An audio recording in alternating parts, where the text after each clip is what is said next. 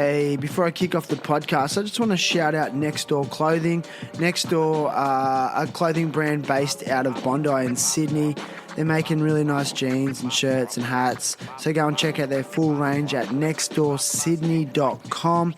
They're also artists, so you can go and check out a range of art. They put on rad parties, and I love what they're doing. So nextdoorsydney.com for the full range.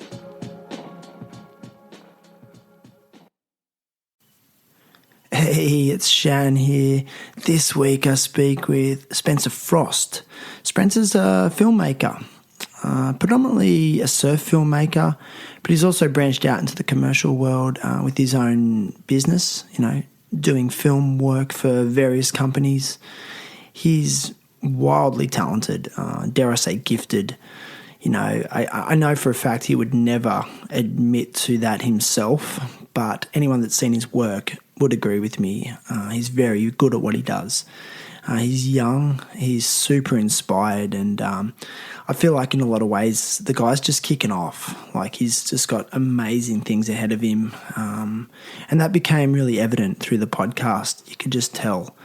He sits down with me in my house, and I spent the first part of the podcast trying to profile him, get an idea of, where he's come from and what's led him to where he is now in his life.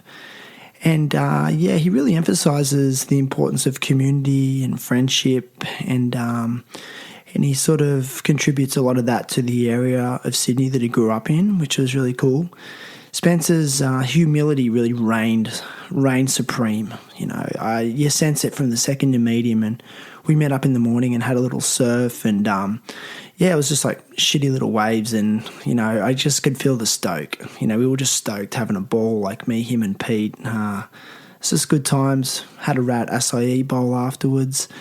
And then in the second part of the podcast, we really delve into his latest project, which is like super inspiring and amazing. Like, I don't want to say too much about it, but basically him, good friend Guy Willement, pro surfers Fraser Dovell and Letty Mortensen embark on this expedition to a very cold corner of the earth, a place in Russia called Kamchatka, where they discover a wave that they kind of got a hint might be there by watching a snowboard movie by Travis Rice, and they seen a coastline in the background.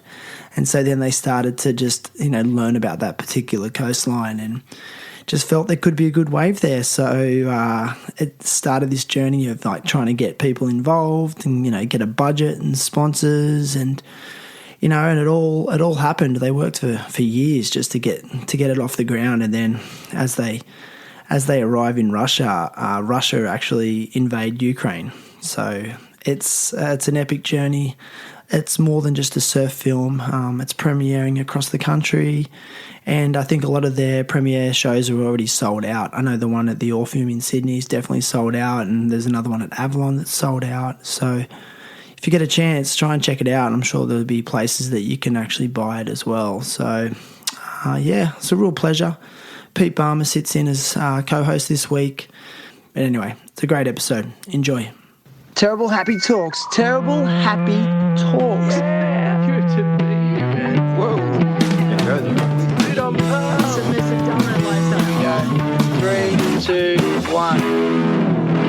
All right, let's do this. I've kind of transitioned out of kind of the surf industry and being like a surf filmer, surf cinematographer, into kind of being more of like kind of in the commercial world, and I definitely kind of bounce back and forth between the two, and there's definitely some serious egos, but I think like my close crew of friends, there's a lot of creative people.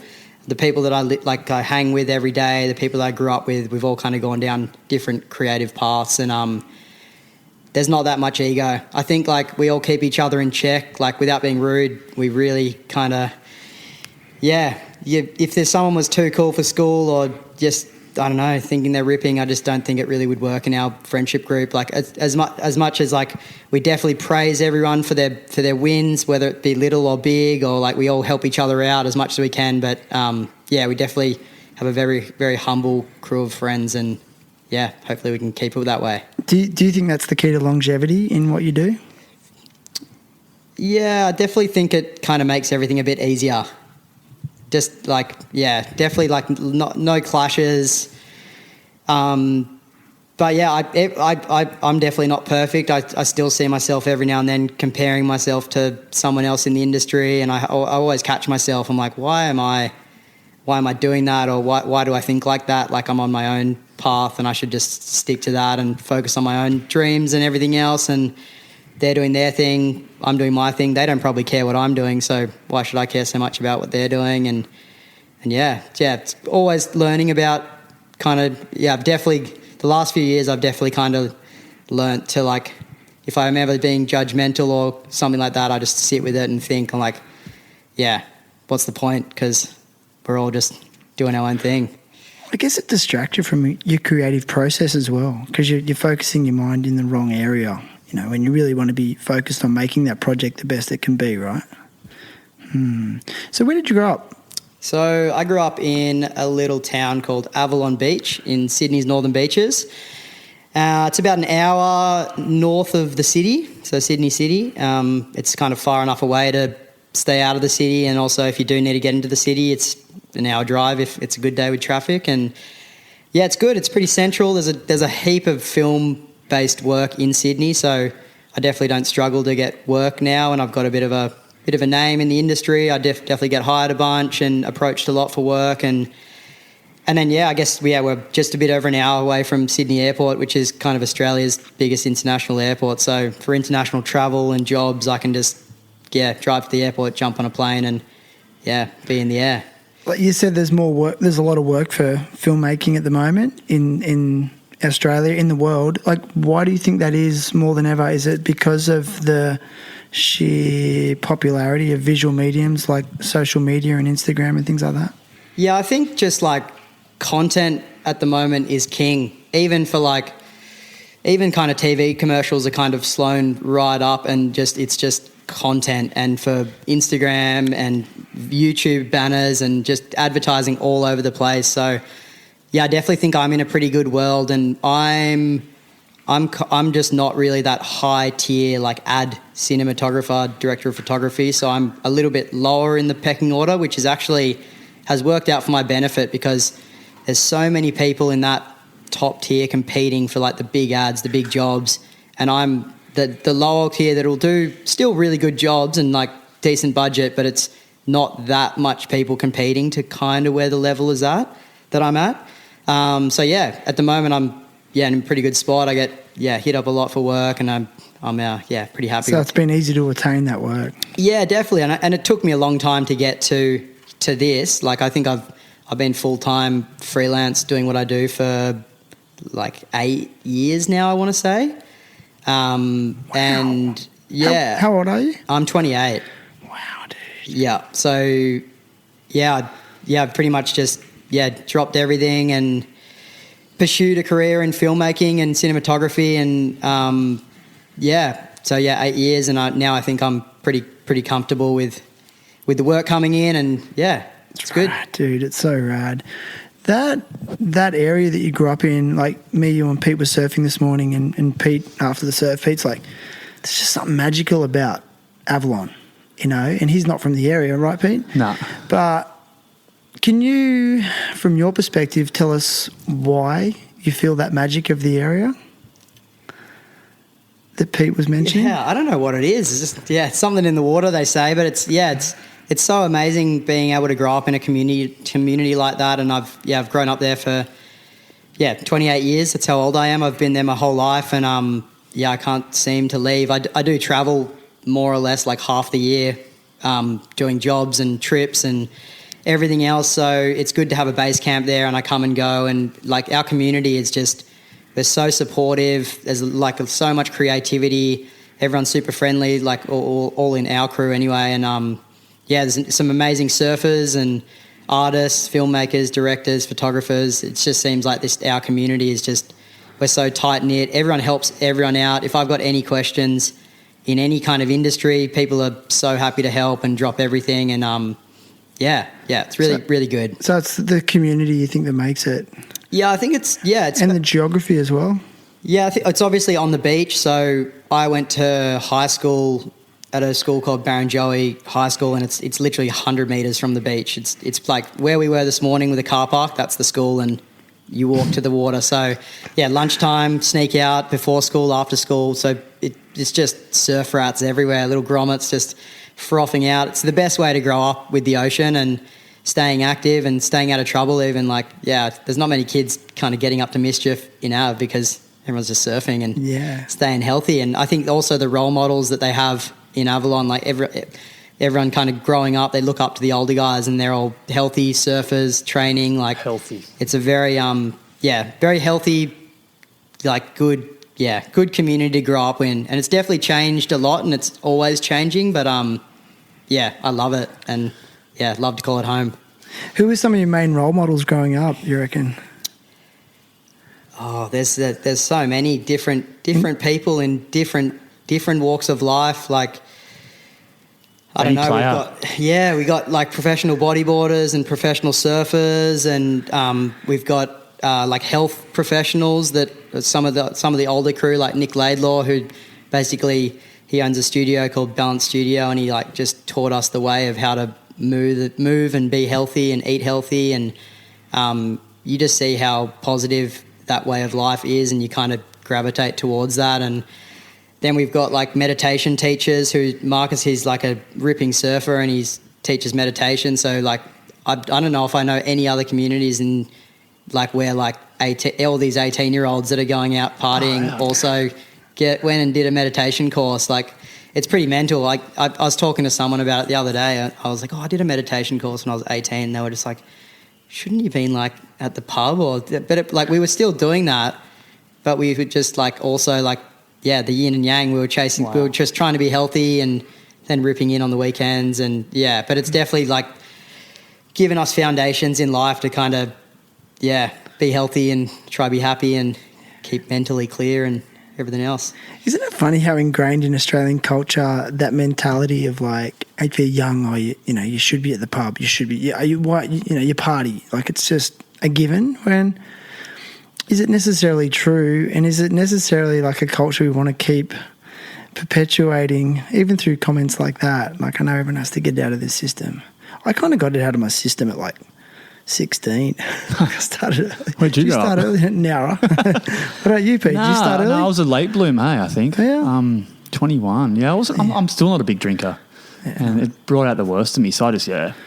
Yeah, I'd be lying if I've said I have got it out of my system, because I'll still go and rip in when the time's right and let the hair down. And, December was just party after party, and we obviously released our latest project, which I'm going to tap into, and Christmas parties. And then, start of January, I just kind of called it no drinking for a month. So I'm doing a month of no drinking at the moment. When's this?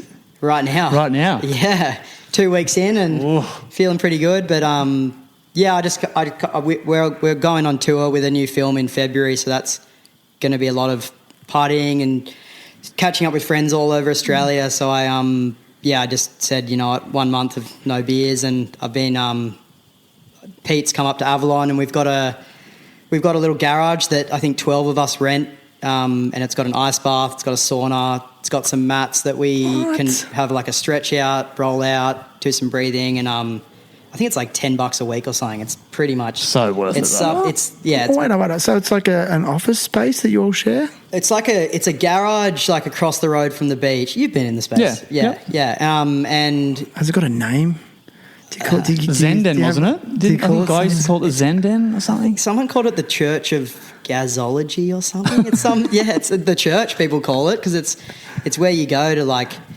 And they call the sauna the confession booth, and because you go in there and just talk to your mates, and I love it. Like, I definitely we kind of tapped into the whole breathing ice bath thing a few years ago, and it's just been there. It's always there, so if you're ever struggling, or you just know your body needs a little tune up, it's there, and you just want to tap in. And this month I've been ripping back in, and I've just like really seen the benefits of Yeah, especially the ice. I think it's just so everyone that asks me about it, I'm just like, you just need to try it because it's a quick struggle. Hey, like it's 4 or 5 minutes, and it's like it can just do wonders to you. It's mental. Well, what are the personal benefits you've found from it?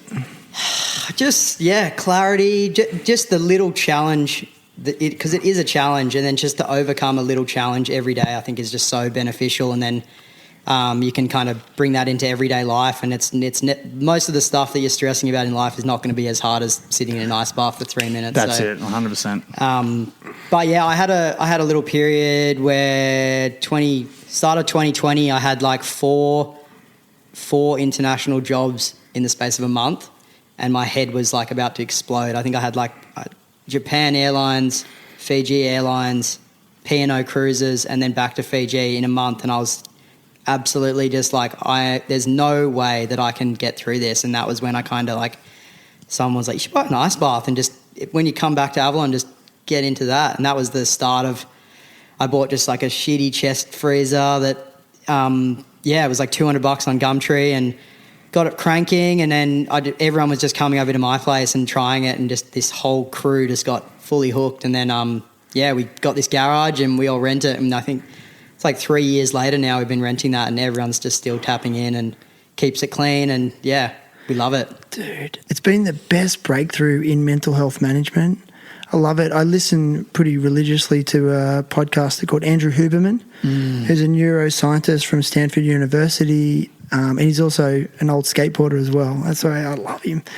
But he just cannot emphasize the importance of cold therapy. Hot and cold therapy is optimal, but cold therapy is crucial. And he has a really basic protocol for anyone. He said, just as soon as you get out of bed, hop in a cold shower, for 1 to 5 minutes, and then 30 minutes of direct sunlight. That's all you have to do every day, and it'll regulate your hormones, it'll reduce cortisol, it'll improve sexual reproductive fertility practices, and sorry, I can't think of the right word. But anyway, I just think, how cool is that we have such a good breakthrough, and it's so simple. An ice bath is optimal though. Yeah. But a cold shower is like a poor man's version of it. Yeah, it's all cold. As long as you're cold. And I think, like Pete said it too, like that's the crucial part. Like it's got to be uncomfortable. And and then you said like overcoming something that's difficult every day. Also just, it sort of creates like a real, it's like a winner's mindset in a way. So I don't know, in this world of like everyone looking for easy options, So it's a good option. Good hack. Were you a good student at high school?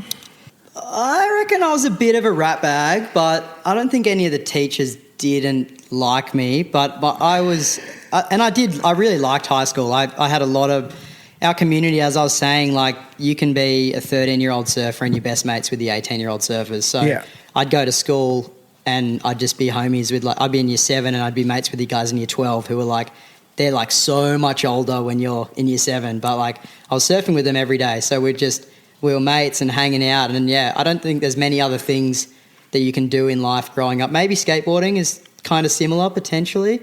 But like if you're a decent enough surfer and you're giving everybody respect and you're out with them every day, they're going to be mates with you. And then it's pretty much the same in the schoolyard. They say hi and they look out for you when you're younger. And I also had 2 older brothers, they were 2 years older than me, same school. So I definitely got picked on by all their mates, but like they'd always have my back and all their mates would have my back. And it was I love school, but I was definitely, my focus was on surfing, not so much in the classroom. That'd be most of the students at Barrenjoey High, I'm sure. But what about like academically?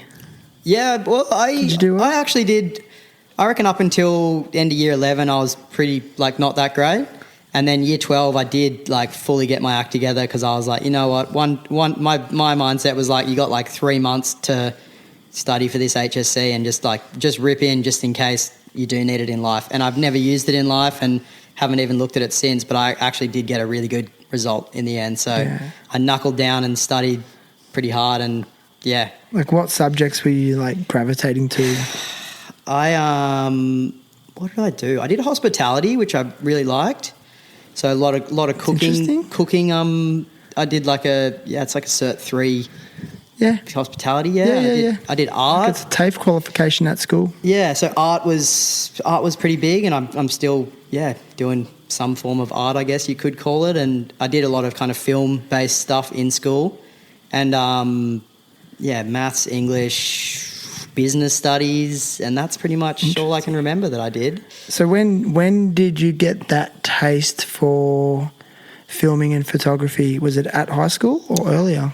I think I'd always kind of just filmed stuff. Like, so we obviously grew up, like our crew was like bodyboarders and surfers, and we all grew up at the beach. And my dad bought me a little handy cam when I was pretty young. It was more of like a family purchase, but I just stole it and ran wild. And I'd take it down to the beach and we'd film. We'd all take turns filming each other, and we'd make like sponsor me clips for the brands and send them in. And I was always filming and editing, and I kind of loved the process. And then from doing that, I kind of started filming the older guys, and then I'd like tap into the kind of like the sponsored guy in the area, and we'd film him for his brands, and I'd get like a free pair of board shorts or something if I did something like that. And then from that I just kind of I got approached for like, I don't know, make a video for this cafe or film a wedding, and it just from one thing led to another, and it just like leapfrogged, and it slowly got to where I am today.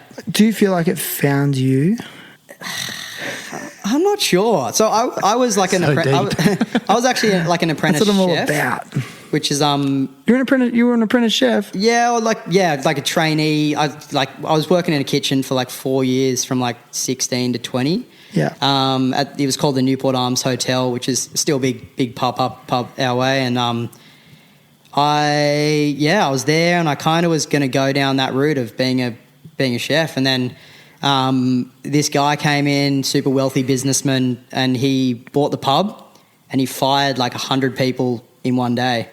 And I was one of those people. And that was like, that was the little, I don't know, shining moment of being like, because I was dabbling in filming and I was getting little bits and pieces of work. And then, that was the moment where I was like, all right, you don't have a job. What are you going to do? I was like, fuck it. Let's do filming full time. Dude, that sounds like a massive gift that guy gave you. Yeah. Because you could have been locked into that. I think once you get locked into those full-time jobs, and it gets hard to break out of, you know. Yeah. Like with the filming stuff, like you said, it just started to snowball, you know. Was it a case of like you just following that good energy and just going, okay, this is working. Like I'm getting good feedback from people. I'm enjoying it. I'm just going to move towards that. Or was it like, oh my God, I just love this so much. This is all I want to do. I think I like the little bits of like, I don't know, I'd kind of think of them like self-success. Like you'd get a job and you'd get a pay and you'd be like, yes, like I've got it. I'm making it. And then like, I don't know, you wouldn't get called for like a month for a job, and you'd kind of think it's all kind of going down, and then you'd get called for like another job or something. And there's just little things that I really liked, and I did like the creative process, and to be creative and get paid, where like when I was starting it was peanuts basically, but I was living at home and I didn't really have any expenses, and if I got like, I don't know, $100 for like this whole big production like that I just did all this, like I probably worked on it for like a week, and I'd be like, oh my God, I'm living my dream, like, which is amazing. And it's good to kind of look back on that and see where you came from. And it's did you go to film school or anything? No, I did. I just kind of skipped film school. It was always on my mind to do it, but I felt like by the time I was kind of ready to commit to film school, I was just getting like jobs and booked and stuff was happening, and I was like, why not just ride this wave and see what happens? But there's definitely a lot of stuff that because I'm good mates with a lot of guys that do very like the same thing as me basically, and they went to film school. There's a lot of stuff that they know that I don't, a lot of stuff that they learnt that I don't. But, most of the good mates, they're happy to share whatever information they have and little tricks and everything. But in some ways, is that a positive thing? Because, like, you're not conditioned in a way. It's kind of like how, like, artists study at, you know, creative arts universities and stuff like that. They become a little bit, their work has sometimes been recognised as being like institutionalised a little bit. Do you think that maybe has been a slight key to your success because you do have more of this, I guess, unique approach that's not conditioned? Yeah, I guess, like, I don't know, like real world experiences are kind of priceless anyway, and kind of growing up, doing what I do without kind of that experience of like an institution is just, there's 100 ways that you can do it, but there's one like official way that you should do it. But I kind of see there's so many different ways you can film something or create something. You don't need like, there's definitely benefits of going to school and learning the way, but it is also like there's so many ways that you can just kind of navigate around it. And I don't know, looking back, I don't know if it was the right decision or the wrong decision. I'm sure I would have benefited a lot from going to film school, but also, I missed it. And Like it seems like you found this balance now between doing something you love and generating a livable income. So what projects light you up? Like, I know that you'd have to balance some work that you're not necessarily that stoked on, which is understandable to pay the bills. But what are the kind of projects that really get you fired up? Surfing's an obvious one, but is there anything else outside of that fires you up? Yeah, I think, anything with like adventure, travel, hanging out with your mates, just getting out in the elements, kind of pushing your comfort zones, definitely like just such a good thing for personal growth and career growth as well. And anything that you can kind of push yourself creatively, physically, mentally. It's the ones that you grow the most from, and got to work hard, but definitely the most beneficial. Like when you're trying to capture a moment in a project, like how much are you working off feel? Is it 90% of the time, or is it? Because I watch Pete work, and I just see it's like that movie with Russell Crowe, The Beautiful Mind. He starts doing, okay, move the lounge here, let's go here, we're going to set the light up here, like he's like, get that out of the way. Like, is that what you're like on set? It depends what I'm doing. Like, obviously, if I'm working on my own project, I'm just doing my thing and trying to stay in flow and trying to just whatever's working, keep it working. If it's not working, make a way to not work. But a lot of the kind of, I know, commercials and other more kind of normal jobs that I do, everything's very structured. It's all planned for months ahead, basically, or weeks ahead. And you've got like, it's basically you're shooting it this way. You're not really doing too much else. It's like lighting's like that and everything else. So definitely a breath of fresh air to take on a like passion project or one of your own projects, and you got total creative control. You can do whatever you want. You can take all day to get one shot if you want to, but it's a different game when you're working with an agency and production company and everything else. And it's both are good, and there's one that's going to make money, like it's just the day-to-day job, and there's one that's just for yourself. And does it do your head in when they're like they want it a certain way, but like it'll work better another way and shit like that? I think I've just learnt to like they're the boss, and really? I think with that stuff, like especially if it's like an agency's involved and they want it away, I'll push back if I really think it's like a really stupid idea. But most of the time I'll shoot it how they want it, and then I'll shoot it how I think it'll work, because I'll always pitch it to them to say, can I try something else? And then when it comes into the editing process after the commercial is shot or the project's shot, then they can decide if they want their version, my version. Interesting. That's a good idea. Yeah. Does that mean you're easy to work with? I think I'm pretty easy to work with. I'm pretty cruisy, but I'll also like hustle to get it done if we need to. But it's their money, it's their project. Just they're the boss, and if they're going to fully just destroy it, I'll say my 2 cents. But definitely, I love to give people options, because you give them options. They could be thinking something on the day, and then they get like weeks down the track, they see it all, and they're like, "Why did it get shot like that?" So it's always good to give people options. And I wonder if that has generated more work for you. You get that reputation as, this he's easy to work with. Like he's not giving us too much grief. Yeah, let's call him up again. You become their go-to. Do you think that's what you've done? Yeah, I've definitely got a lot of like repeated clients and agencies and production companies that just, I don't know, they just call me back because I like to think I'm pretty cruisy and, yeah, hopefully get it done. And, yeah, it's good. Half of it's about personal relationships anyway. Like, a lot of the people I work with are mates and friends of friends and everything. Like, I think it's definitely a little bit creativity, but I feel like in our industry you can be the most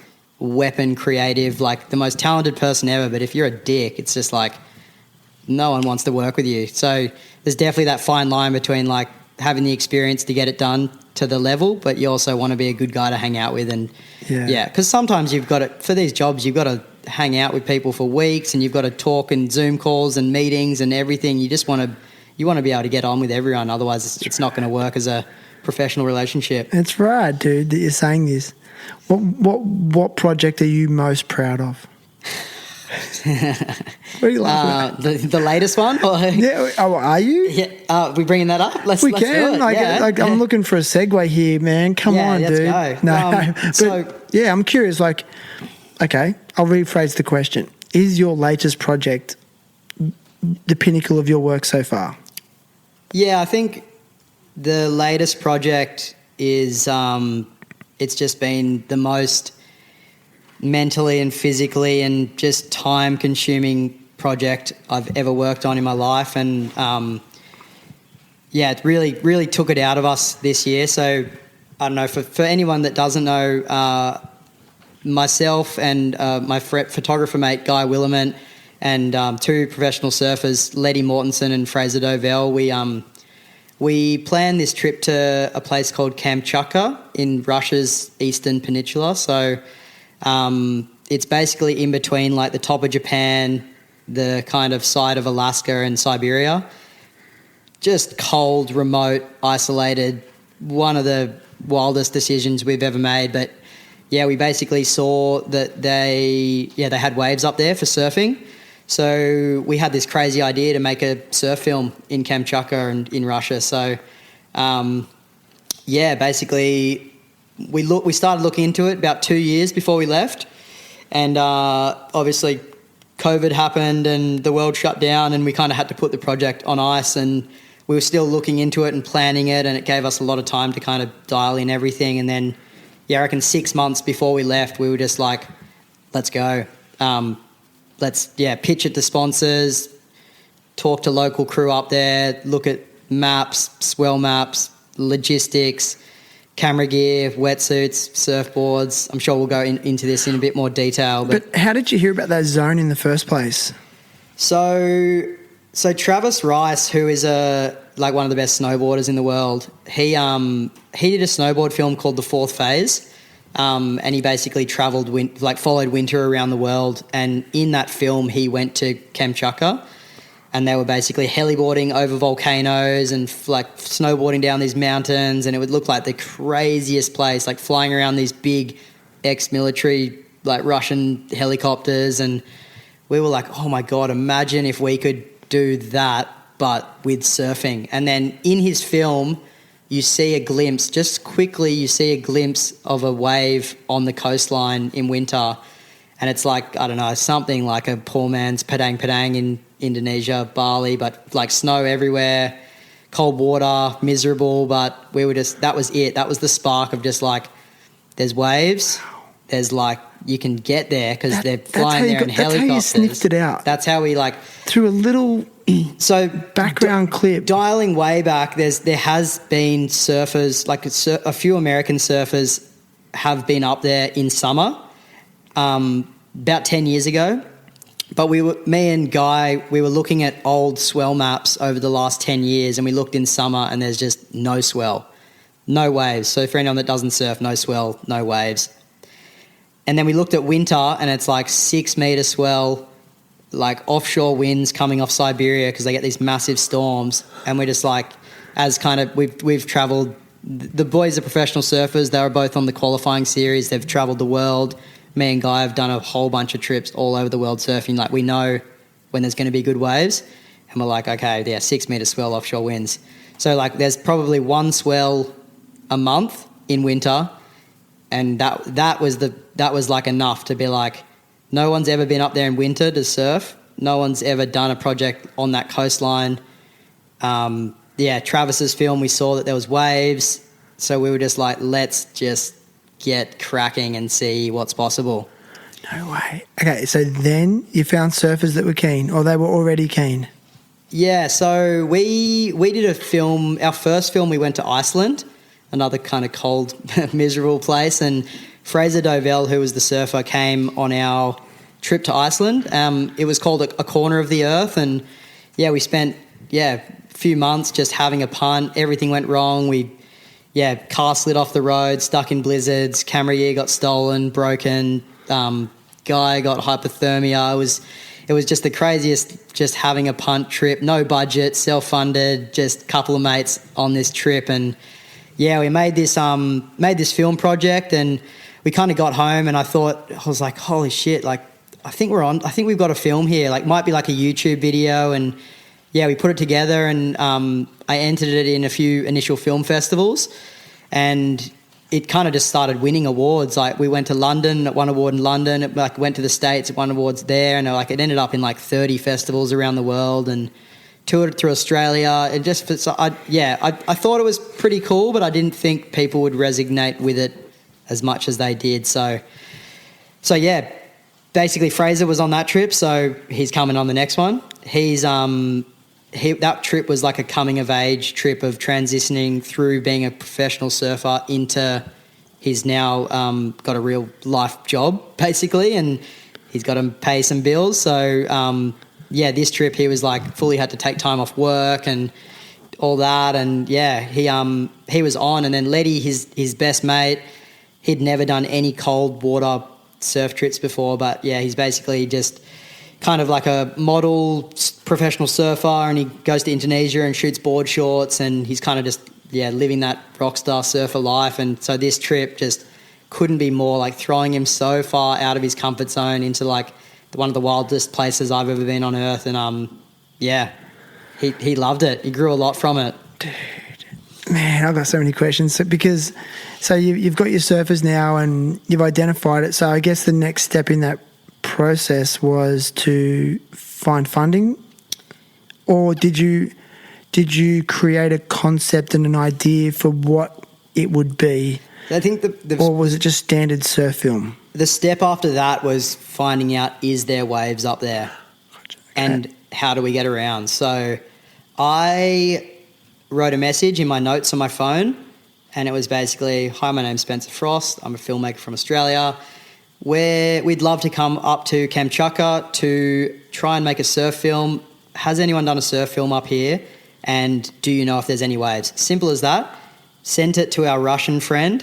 She translated it into Russian, and I just went on Instagram and just anybody I could find, I just inbox them, just DM them, like probably like 20 people, and I just sent them this Russian message and just sent it around to everyone. And this one guy, the first kind of main big win that we had was a guy called Max. He got back to me in English and he said, I speak good English, let's chat. And then we worked out that he was the same guy that ran all the logistics for Travis Rice's film.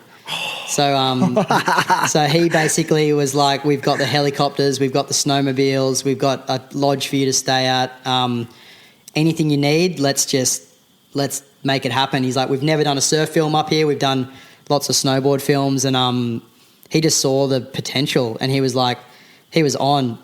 He's like, let's loop in Anton. So Anton is like one of the only local surfers from the area, and he's kind of like, he's just this classic character, and he's now one of our best mates because we spent 2 months with him. And he kind of came on as like this local surf guide / like local intel on the coastline, and then Max basically ran logistics, and then between the two of them, it was just like we were on.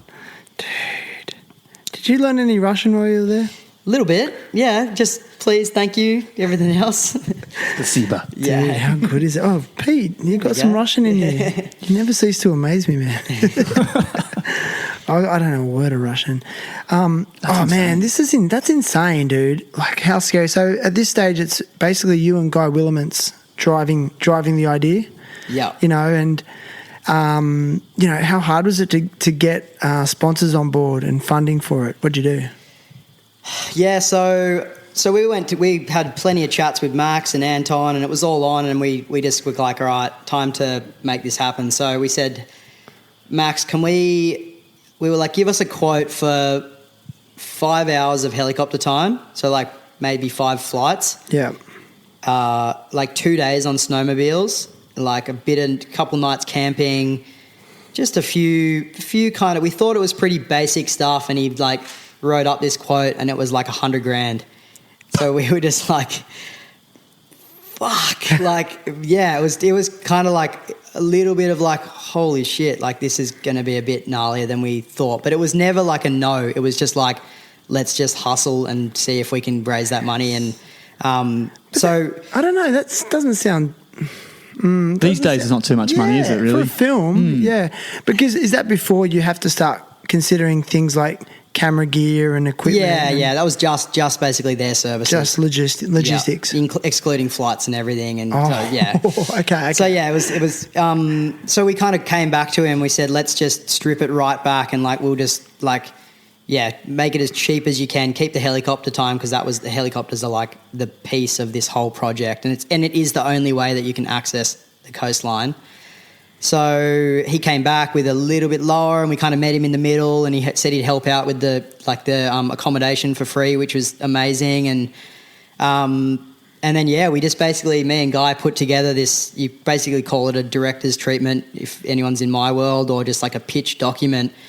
And it's basically like it was like a 40-page, like where we're going, what we're doing, who's coming, the plan, distribution, like from pretty much the planning, maps, everything, just this little booklet of like what our plan is. And we basically spent like a long time putting it together, made it all super schmick, got a designer to make it up, like, because we're going to be pitching it with like big internationally renowned brands. We want it to be like legit. Like who? Who were some of the big guns like? So we had a meeting with Helly Hansen, who's obviously they're big like outerwear, world renowned, and it was cool. We like went into the office, and they had a big screen, and we fully was showing the pitch on the screen, and we were going through and showing them. And I think like we'd show like all the surf brands like Rusty, and like GoPro jumped on, and like lots of really cool brands. And it feels like something like North Face or maybe Patagonia would want to get a piece of. Yeah, I think like they're always on our mind, but future ones. Okay. Same as Yeti. But yeah, anyway, so that was the process, and we needed to raise all this money, and lots of different brands jumped on. We kind of gave them a tiered system of like 1, 2, and 3. So if you want to be the major sponsor, you X amount of money. Second backup sponsor. Hang on a second, I'm taking some notes here about sponsorship. Sorry, keep going. So Project Blank, who's a wetsuit company out of Australia, they kind of saw it and were like, hey, like we've been looking, we want to do a project like this, but there's no way that they personally could fund the whole thing. So they were like, we want to be the lead sponsor. We want to be a part of it. Let's like we're going to custom make you guys wetsuits, because we know how cold the water is up there. So basically we went into their office, and we'd be on the computer, and they'd be designing like 6 mil here, like fur here. No 2-3 unsealed. Sorry. We needed the kind of especially me. So it was definitely 6 mil. Yeah. So the water up there is 2 degrees. I was just about to ask you, like, what were you dealing with? 2 degrees. It's cold as same as Iceland was about 2. And there's times that Anton was telling us, who's the local surfer, he was saying he's walked out of his house and looked at the ocean, it's frozen. Where there's waves, but it's frozen. I've seen that in like Eastern America, where it's like it looks like a slushy. Yeah, but it's like big. So that, dude.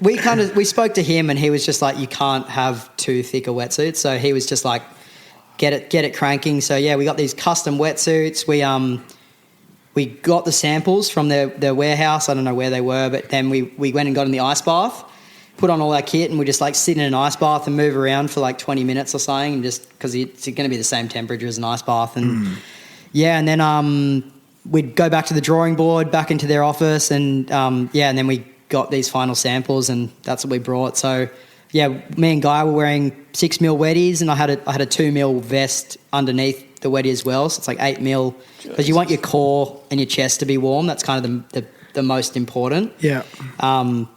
Like hands and feet can go numb and they just go. You can't use them. But yeah, you need to keep like your paw. And then we had these little stick-on, those hand Heat warmers. packs, Heat yeah. packs. Yeah, you put them on your kidneys, and then you got to keep your kidneys warm. So you push them while you're in the water. yeah, you just have them under your weddy. Oh, what? Yeah. Have you used them, Pete? I've used them when I've got out of the water. Yeah. So we I was actually going to ask you. I went down to Shipston's last year and shot. That was like 8 degrees, and like you said, my hands actually stopped. I couldn't use my camera anymore. Did you have to put up with that situation? Yeah, so we had 7mm gloves, 7 which are mil. mitts, which they're pretty good. They get like 45 minutes, I'd say, until your hands kind of go.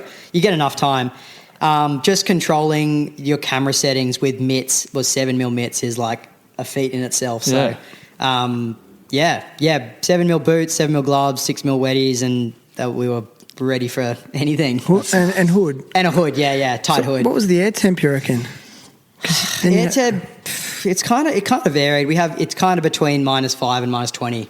So we had some days that were like fucked up cold. So you're in the water when it's -20. Yeah, close to outside, it. I reckon. and then the water temperature's warmer. Yeah, I reckon we had one day that was colder because of the wind. So it was like a 40-kilometre offshore wind with those temperatures. Oh my god! And the water. So there was some crazy moments. Yeah. All in the film? All in the film. Oh yeah. Yeah, you'll see a lot of suffering and a lot of crazy wipeouts. And I think when you watch the film, if you keep, I'm sure you'll know it, but if you keep in mind how cold the water is and they're wiping out on like 8-foot waves, it's like, holy shit. Hold downs are different. Way more radical than. It hurts just dunking your head in an ice bath after it. Yeah. And there's no wind chill factor in an ice Exactly. bath. Yeah. That's insane, dude. It's those things that you forget when you like watch a surf movie. Hey, like what they're actually dealing with. Like I've watched I've watched your last film, and you just don't even think about the temperature, like what you're dealing with, the person behind the camera. You know, you're colder because you're just sitting there. Yeah. That's actually, Pete, like why I really love speaking to filmers and photographers. I think they do often go unrecognised for what they're doing. It's insane. And their perspective and their stories are often way more interesting to me anyway. I just do want to go back to what we were talking about in regards to, the process of the project. I think it's interesting, but also I think it's really inspiring for anyone else out there who wants to pursue a creative endeavour such as what you've done. Can you tell us then, so you got this wetsuit company on board, and so who else? Did anyone else come on board? Yeah, so Project Blank was the major sponsor, their wetsuits. Insane. FCS, who's obviously world-renowned fins and hardware, they've been like a massive supporter. Rusty and Misfit are the boys' sponsors. So Rusty Surfboards, Misfit Surfboards, they custom-made the boys both a quiver. The boards look insane. So what do they do for... sorry to go off topic, but what do they do for boards then in cold temperatures? Do they have to glass them different or harder, or... I don't know. What do they do? I think it was just like a little bit chunkier. Okay. I think we'll double back on this, but the expectation of the waves that we thought we were going to get on that coastline compared to the waves that we did get was like you would never imagine, because we'd only seen 2-foot waves, little beach breaks, kind of like mediocre to, and we were promising the world to all these sponsors and all these brands, and like just it was a full just pipe dream because we'd never actually seen like world class or like really good waves up there. We just were kind of just hoping that we'd find something. So they didn't bring a quiver. They didn't. They brought boards, but they probably, I reckon, if they knew in hindsight the ways that we were going to get, they probably would have made some of their boards different. Right. But I think from memory, it's just like a little bit chunkier, glassed a little bit heavier, like another litre or so. The boys will probably correct me horribly on this, but yeah, that was basically the gist of like they just need a little bit more. So yeah, their sponsors did an amazing job. They jumped on, and then were they undergunned? Because I know what you discovered, and I want you to tell us about the wave. Yeah, the main wave that just looks absolutely insane. That big slabbing left-hander. But were the boys undergunned? I think they were fine. They had a board that was perfect for it. Really? Yeah, they brought like one kind of, but they wouldn't want a big board for that wave. You'd want like a knife, like kind of like a shorty. Wow. Like it's too kind of crazy of a wave to ride that. And so what? And tell us. I know what you found, but just I want to hear it from you. Like, so what did you find? What was that? How did you come across that left-hander? Yeah, so we had, like, as I was saying, there's one swell a month if you're lucky, and we were over there and we got there and it was getting there. I'm sure we'll double back, but the transit was probably the biggest story in this whole story.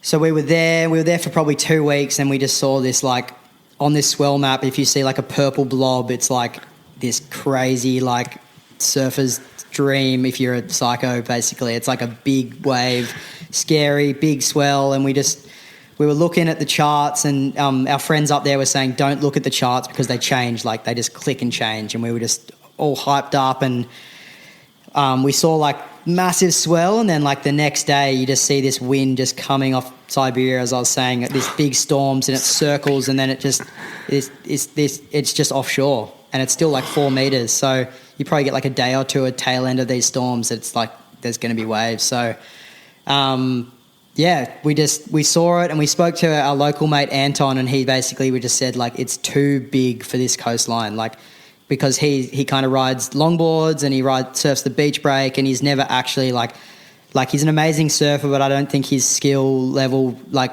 can translate into like chasing a big swell. So we had very minimal helicopter time, like peanuts, like a lot of budget, but not much for trying to fly around looking for waves. And we didn't know the coastline. We didn't really know any areas. And Anton said, don't go today. But we were just like, we cannot sit in this cabin in the mountains and just let this swell go by, because for all we know, the 2 months we were there, that might be the only time that we can search it when there's like good swell on this coast. So we just were like, hey, Max, let's do it. Max was the logistics weapon, and we just said, let's book a chopper and let's go for this swell, because why not? And it was shitloads of money from the heli. It's like probably north of 10K to do a surf strike mission. So you were staying in which part of Russia at this stage? So where were you based? We were in Kamchatka. So it's basically, we flew to Moscow and then we flew to Kamchatka. So it's a 10-hour flight from Moscow, which is basically like twice across Australia. I keep forgetting how massive Russia is. It is so big. And then, that was kind of base camp. And then Max has a snowboarding lodge. So he put us up in one of his cabins, and that was base camp. That was like, leave all your camera gear, well fed, like pretty luxury. And then from there we went. So we basically were just like, book the chopper. Let's have a punt. Crazy money, crazy idea. But we were just like, they were like, we know the bay that we saw that wave in Travis Rice's film, so let's go there. And while we're flying down the coast, took the helicopter door off. The boys were strapped in harnesses, only in Russia. Are you listening? Sorry, are you listening to this, Pete? I'm listening. Sorry. So got the chopper door open. The boy, Letty and Fraser are seat there in a harness, and looking out on this coastline as we're flying over in this like school bus sized, like craziest helicopter. It's like flying Mad Max machine, like flames come out of it when it starts, like never see anything like this. And I feel like I've done a lot of helicopter trips all over the world, and this thing is just, they're psycho. Anyway, we loaded up, flying down the coast, and we just like, I can't really remember what happened from A to B, but I just hear Fraser just start yelling. He's like, oh my God.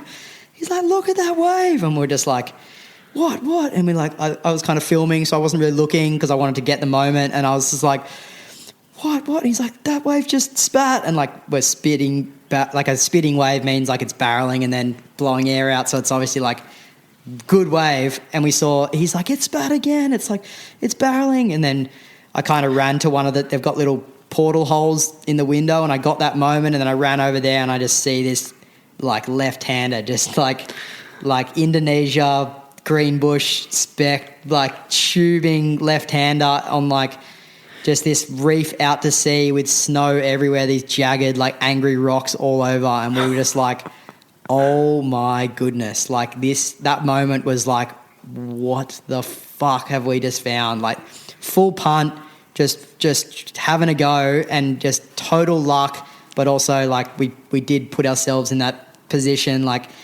and we just said, like, Max was sitting there, and he was with there was three pilots have to fly these things at once, so there's like all this, it's like a military operation pretty much, and then he's talking to the pilots in Russian, and we're trying to tell him, but he doesn't surf, so he doesn't really know. Like, he's kind of just listening to us freak out, and we're just like, land the chopper down there. Like, let's have a look. And yeah, we flew straight. They can land the chopper wherever they want because it's snow anywhere. So they just put the chopper down on the beach, and we all jumped out. And it was so far out to sea, but you could see like barreling, and you could see it barreling, but we couldn't tell if it was good. So sorry to jump in. When you were in the chopper, you were quite high looking down on it. Yeah. So was that a difficult perspective to really gauge how good it was? You knew? See it was, yeah, you'll see when you see it. You just like, I reckon everybody that watches, there's probably like a minute clip of like a 3-wave set out the chopper window, and I feel like it's like the most intense part of the whole film, because it's like, it's the moment that we like pretty much went for. And like we couldn't tell if it was like 4 foot or like 20 foot, because describe your feelings when you first seen it then. I think it was like, we were just all so jacked up on adrenaline, because even just flying in these helicopters alone, you're just like tripping out that you're in this big thing flying. Like you're already like your heart rate must be like popping out of your chest. And then to see that, and then nerves, adrenaline, kind of stress, unknown, like uncertainty. But then as soon as we landed, it was like, so we landed, and I quickly, like as soon as we landed, I got a drone and flew it out to the wave. So it was like over 1 kilometre out. You can see the distance on a drone, and 2 degree water, kilometre out to sea. It's is like that a paddle or a paddle? Yeah. I was going to ask that. So paddle first time. They couldn't just drop you off in the helicopter? It's like, I feel like, without sounding like, for the boys that were surfing it, this is like truly pioneer modern day stuff, because it's like no one's ever surfed there for sure.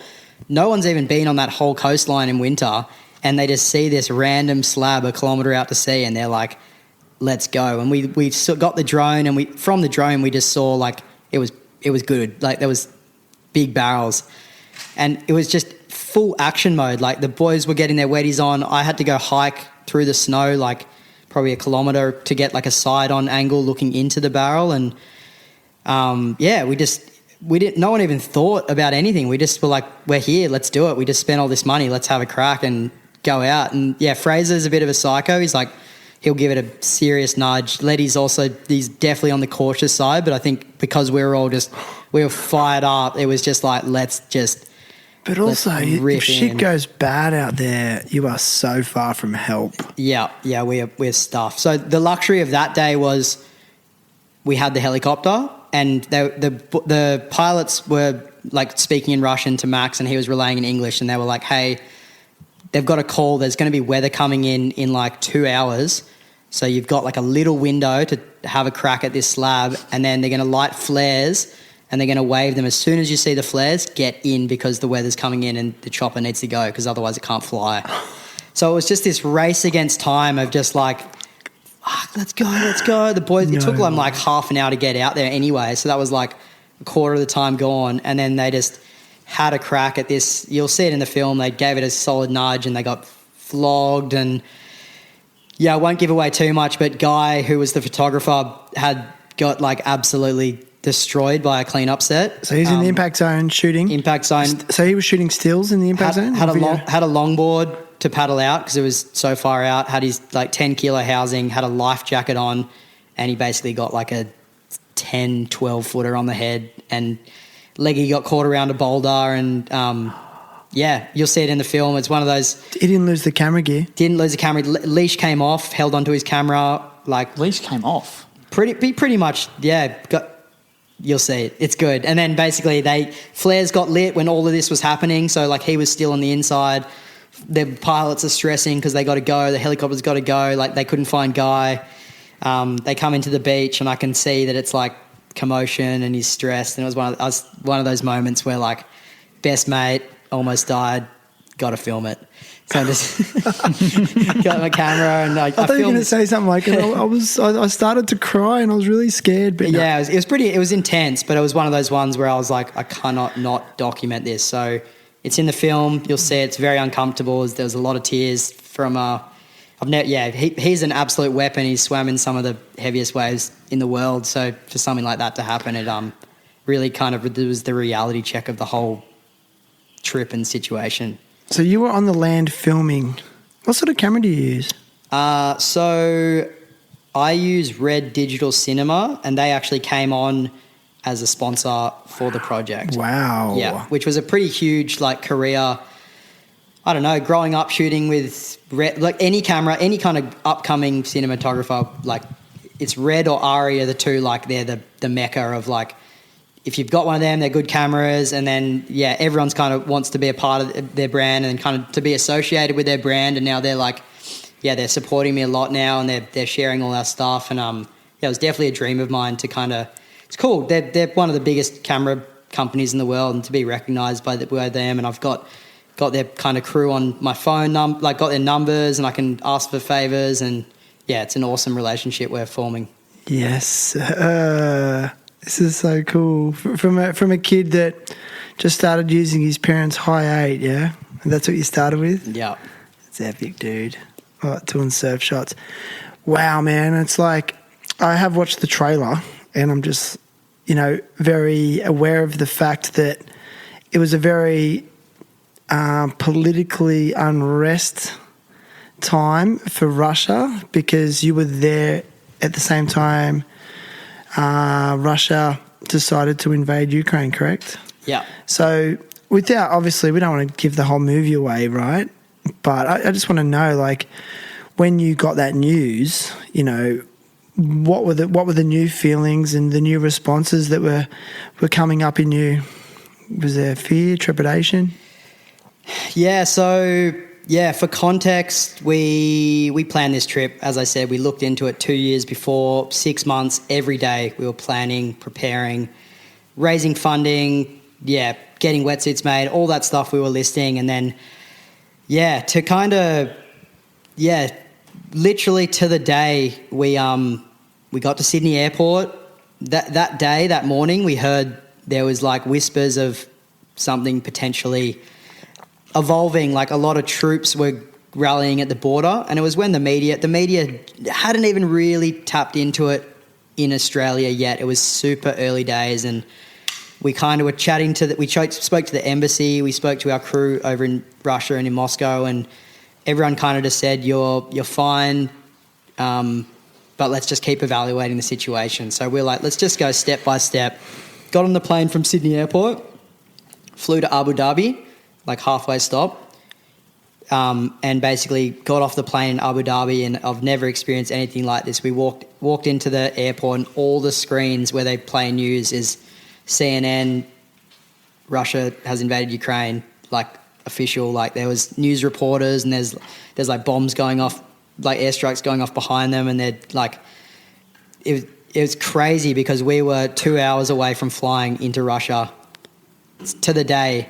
So basically, we had the most, we were all sitting in this Irish pub at 2 a.m. in Abu Dhabi, and we all just had to get our heads together and just be while behind us there's all this shit going on the screen, and it was craziest experience, and we were just trying to call our family and friends, but the Wi-Fi was not really working, so we could only text, and I've never experienced anything like that, and I don't think any of us will, because we had, after all of that planning and preparation for something so non-related but so serious, and so it's still happening, and it's still so serious. For us, we had the option of giving up and letting go of all the planning and this whole dream, or to go ahead. It was basically one or the two, and the four of us had to make that decision for ourselves, basically.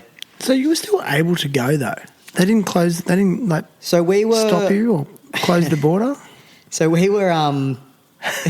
This is the next part of the story. So, Fraser's parents basically said, "Do not get on that flight." and we decided that we were going to still go, which was very hard for him, I know, because I know if we probably decided to go home, he probably would have gone home. But we just were like, let's all just stick together, like one step at a time. We got to Abu Dhabi. If the flight leaves to Moscow, let's get there. So, yeah, we made the decision. We told everyone that we're going to go, and we got on this plane in Abu Dhabi. It's like 40 degrees by that point. It's like a hot country, and just silence, nothing. Sitting on the tarmac, didn't move. It was just like, what is happening? And then basically, like, the pilot came on. He's like, hey, all the airspace is closed, flying over to the north, I think, where we were going from Abu Dhabi up into Moscow, because it basically hugs Ukraine as far as I know.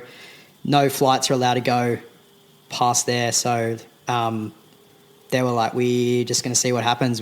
They're trying to find us a new flight route, but yeah, it didn't seem positive, didn't seem negative. He was just kind of like, we'll just see. So just everyone sit tight, and yeah, there was people getting off the plane. They paid passengers were just like, I'm not flying on this plane, and they'd get off. And yeah, we sat on that plane for 4 hours. No way. On the runway, and yeah, 4 hours of thinking that we'd like done it, we're going to go, we're going to make the call, and then to have another 4 hours of just be like, are we just making the stupidest decision ever? And yeah, 4 hours later, we spoke to the flight attendants, and they were kind of like, we're going to be pretty scared if this plane takes off. And they're usually the people you look for reassurance and safety. And they were kind of joking, like they were like, why the hell are you guys doing this? Like, why are you going? Like, surely they were saying that. Yeah. I mean, were you thinking that yourself? They kind of like made us like reassess, because I do think we were super biased, and because we'd put so much time into this, I reckon we definitely were a little bit like delusional potentially of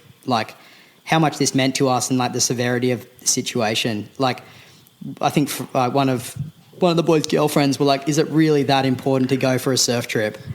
But then I don't expect anyone to understand like how much this meant for us and how much we worked for this. And then like, yeah, but it could have gone either way. Like, we could have, like, we're so lucky and nothing happened and it was all good. And once we got into Moscow, it was smooth sailing, but it could have gone like so bad potentially. So who knows? But yeah, basically the plane took off. We had to fly under the stands, those countries.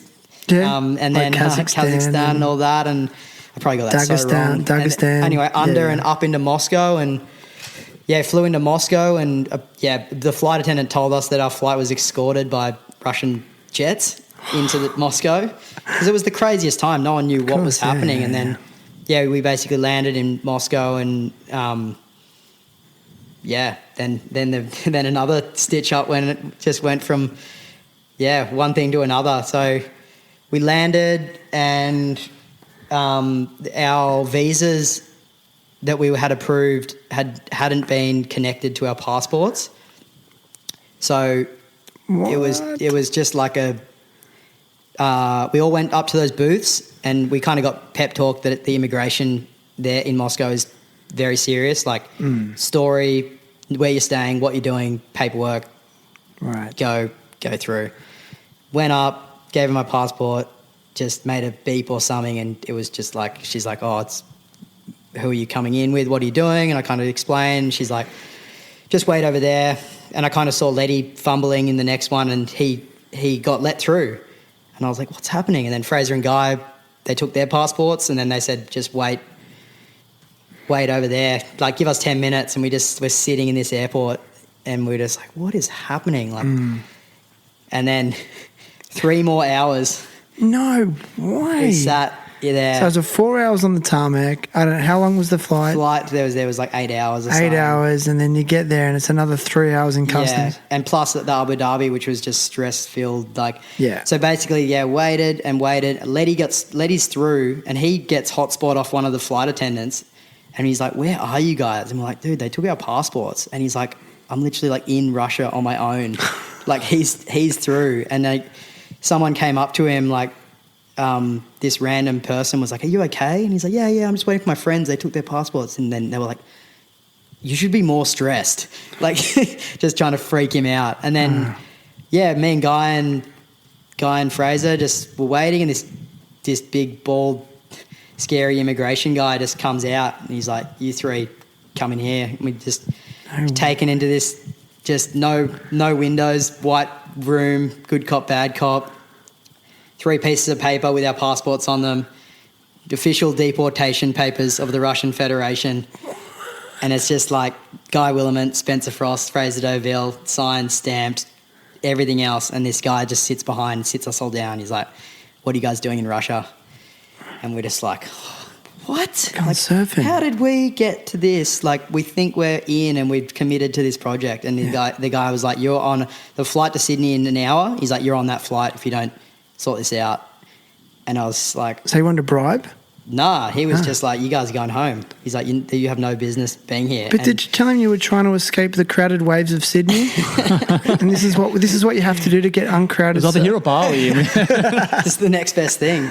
Anyway, I called. We had like a project manager. Her name's Victoria. She's an absolute legend. And I was like, "Vic, this guy, he doesn't know what we're doing here." They were the ones that got us our invite. So she was just on the phone in Russian, and they were kind of yelling back and forth. I couldn't hear any like positive tone of voice, so I didn't know any Russian. But I was like, "Fuck, this is." But that's how hectic." Russians speak Like, normally, even when they're happy. and then I got back the phone. I was like, "What's happening, Vic?" She's like, I'll handle it." And then like hung up, and the guy's like, "Wait out there." And then, yeah, we waited. And then like half an hour later, the same guy comes out. He gives us the passport. He said, "Go through."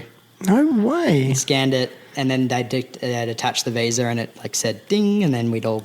So they just ran, okay, these guys really are just they're just surfers coming, trying to film. Yeah. Question: if it wasn't for Vic, We were gone. Gone. Really? So gone. Wow. We were home, and Letty would have still been. wow. Dude. It was, and the craziest thing was, so we were in Moscow, and it was 8 p.m. at night, and our invitation and the ministry that gave us our invitation was in Kamchatka, which is like 5 o'clock in the morning, and we called Vic, and she called the office at 5 o'clock in the morning, and there was someone in there to link our things. But if no one was in the office, it literally would have just been like done. It's over. Yeah. Oh, thank God. So it's like somehow she got onto someone at 5 in the morning, and they were like, "Oh yeah, we'll just get on the computer and do it." And Do you think the universe is looking after you? I don't know what Put you was through the happening. ringer first. And then, yeah, basically Vic got her phone out because she was waiting at the baggage Yeah. place with us. She was there, and she got her phone out, and she was like, "Check this." And like, there's Moscow, and there's like a big circle around Moscow on the flight radar, and there's like not a single other flight was coming in after our flight landed.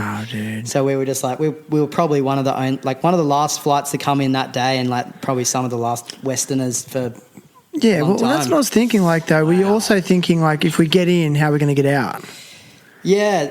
Yeah. Yeah, it was always on our mind for the 2 months. Like every day we had people messaging us saying, "Come home." We had DFAT, which is like Australian immigration, saying, "Are you guys still there? Like you shouldn't be there." Mm-hmm.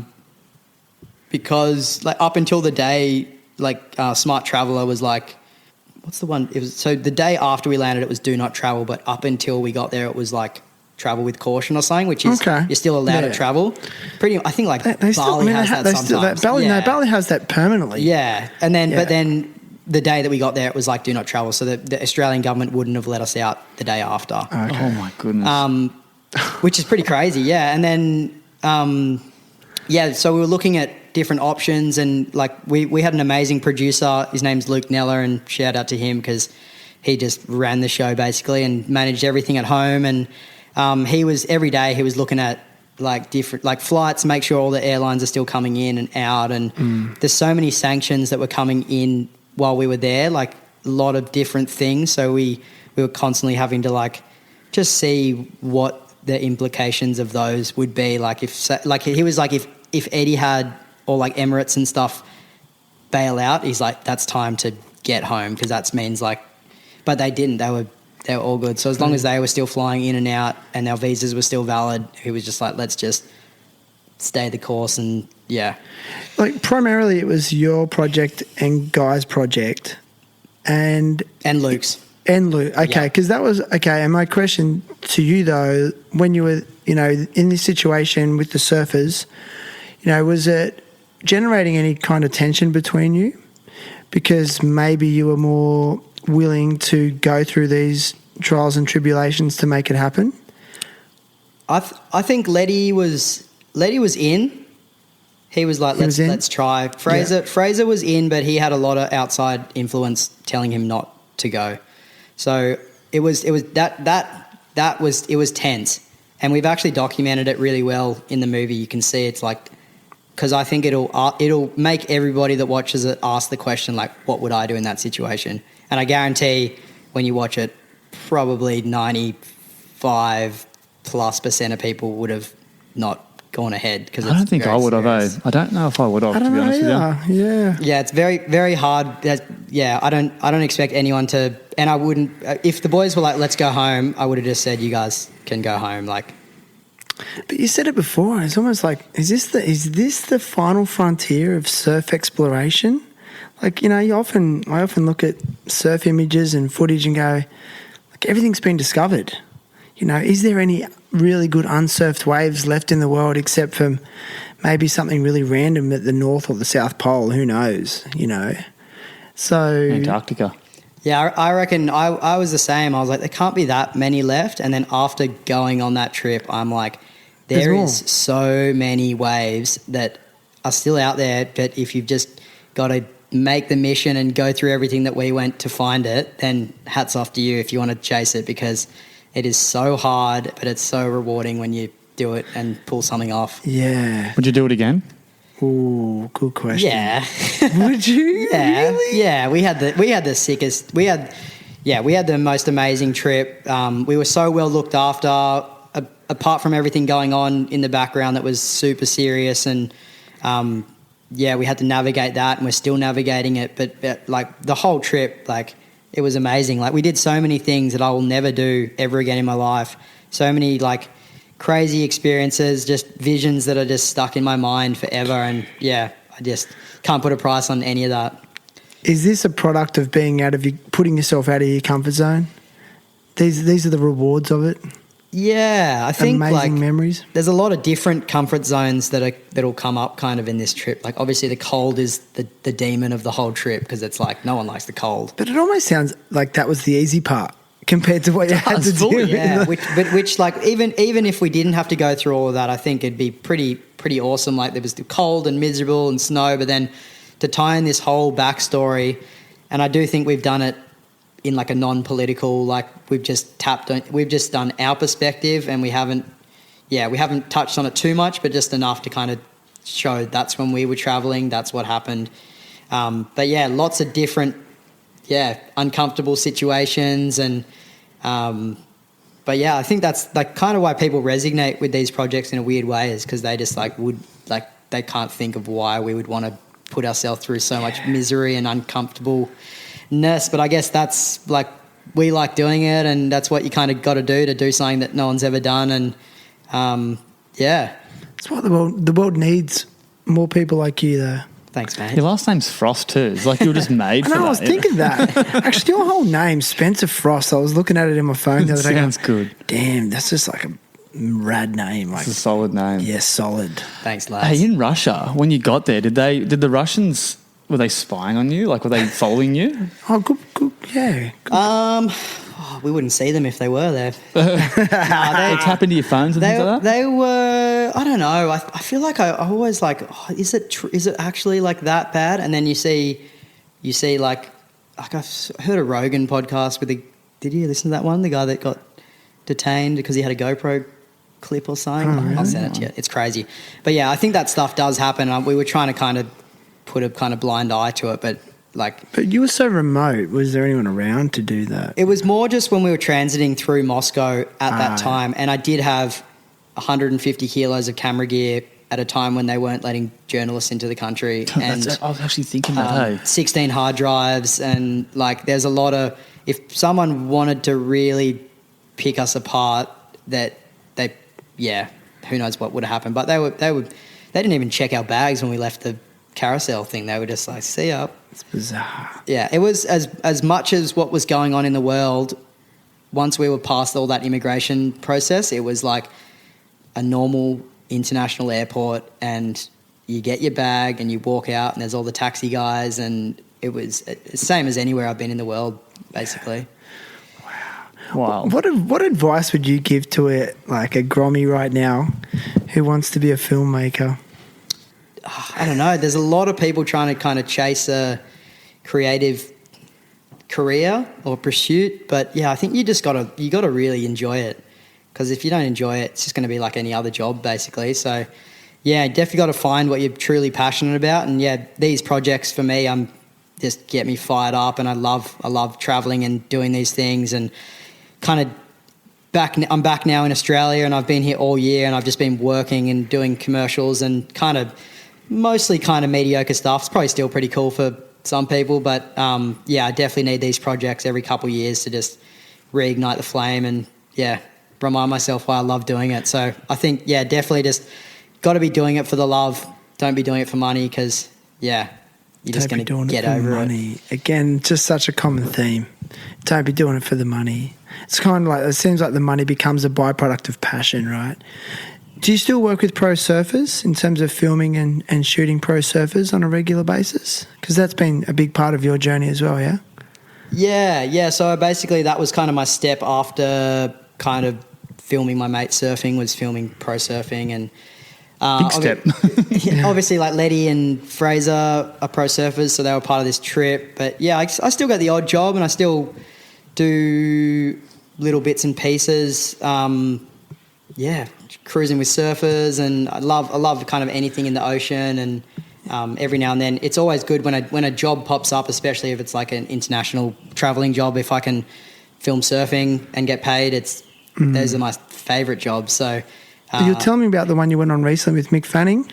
Yeah. Dude, how was that? Yeah, so my mate Dill Roberts works for Stab, and he was kind of like, hey, we've got this trip in the Maldives with Mick coming up, and you're going to be kind of just cruising for 2 weeks and seeing what we can find on these like outer atolls. And I'd kind of met Mick a couple times, and we'd done a few shoots and jobs, but I'd never really just a little handshake and hi, but I'd never really got to bro down with him. And yeah, such a legend guy and a nice dude. And he brought his wife and kid with him, so got to meet them and hang with them. His little grommy Xander's a legend, and yeah, we'd kind of just shoot for a couple of hours in the day, and then he'd kind of go off and do his family thing, and then me and Dill and the crew from Stab just got to go surf. So yeah, I did a lot of surfing. It felt like I was on a surf trip, and then I'd be swimming, filming, which is also like my second favourite thing to do. How amazing is the water in the Maldives? It's so clear, dude. Is that what you experienced? Yeah, it was incredible. We had the first day was like 8-foot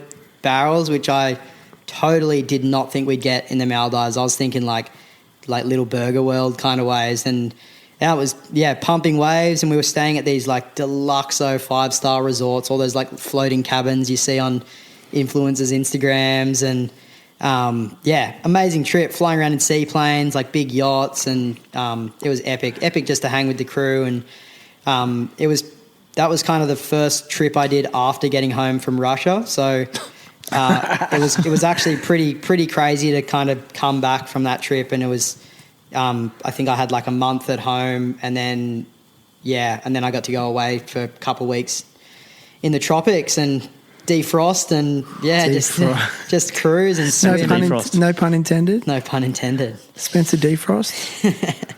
That looked beautiful.